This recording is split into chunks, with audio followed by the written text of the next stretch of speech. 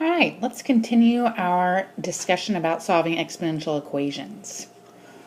I picked three tricky ones here that involve more than just our basic techniques of isolating the exponential, applying the log. So here are the three that we're going to tackle in this video, and let's do them one at a time. So the first, we'll move to another board. We wanted to solve was 30 over 2 plus e to the minus x equals 2. Now in this problem, we have our exponential that we want to solve for in the denominator. And so in order to get it up to the numerator so we can apply our rules, we're going to multiply both sides by that denominator. So I'm going to multiply both sides by 2 to the minus x. 2 plus e to the minus x. And I'm going to do it to both sides, and it's going to have the effect of canceling on the left, and it's going to sit up on the top on the right. So I'm going to be left with 30 equals 2 times 2 plus e to the minus x. Now my goal is to solve for that x. So I need to isolate my exponential. I could distribute that 2, or I could simplify right away by dividing both sides by 2. Now it's gone on the right, and my left becomes 15 equals 2 plus e to the minus x. Alright, I'm getting closer, but I will still want to isolate this exponential. So I'm going to move that 2 over, and I'm going to end up with 13 equals e to the negative x. Alright, I have successfully isolated my exponential. So now I'm ready to apply the log on both sides. So I'm going to apply the natural log to both sides because that's the inverse function to the exponential. And so that means it's going to cancel the activity, and I'm going to be left with just minus x. So minus x equals the natural log of 13. So x equals the negative of the natural log of 13.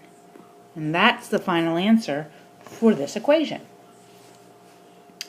All right, so we successfully solved the first one. Let's now tackle the second one. We're going to move yet again to a new board, and we're going to rewrite it. So we have x squared 2 to the x minus 2 to the x equals 0. Now remember, our goal is to solve for all x values that make that equation true. Now, remember, I really like factoring, so I can use the zero product property. And I see that my terms here both have a factor of 2 to the x. So I'm going to factor that out. So 2 to the x, and I leave behind an x squared minus 1 equals 0.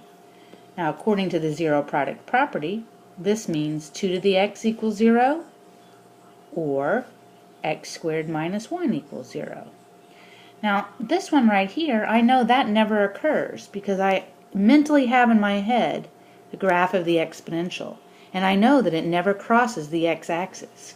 So there is no x for which 2 to the x equals 0. So that leaves just this one. Now, I recognize this is the difference of two squares, so I factor even further. And then I'm able to easily solve this. X equals 1 or x equals negative 1. And that's the solution to this equation that involved the 2 to the x exponential. So we have successfully solved the second one. And we have one more to solve. Let's go tackle it over here on the third board. We had e to the 2x minus e to the x minus 6 equals 0. Now you may have seen in one of my other videos, this looks a lot like a trinomial quadratic that I might want to factor. So if I rewrite this as e to the x squared, because remember that's the same thing as e to the 2x, minus e to the x minus 6 equals 0, I start to see this as something like u squared minus u minus 6 equals 0, where u is my e to the x. Do you see it? Well, this one I can easily solve. My brain is trained to see this. So I factor that to u minus 3 times u plus 2. That equals 0. So here, u is 3, or u is negative 2. And at this point, I no longer need to use the u, because u wasn't in my original equation. It was e to the x. And my goal, remember, is to solve for x. So at this point, I need to replace my u back with its original form in terms of x. So e to the x equals 3, or e to the x equals negative 2.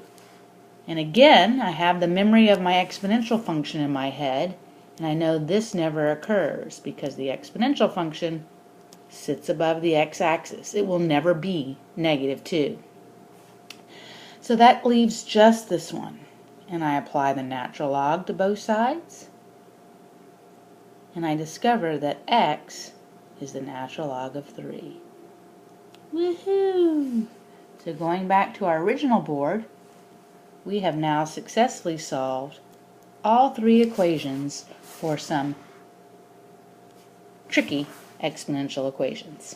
Go practice!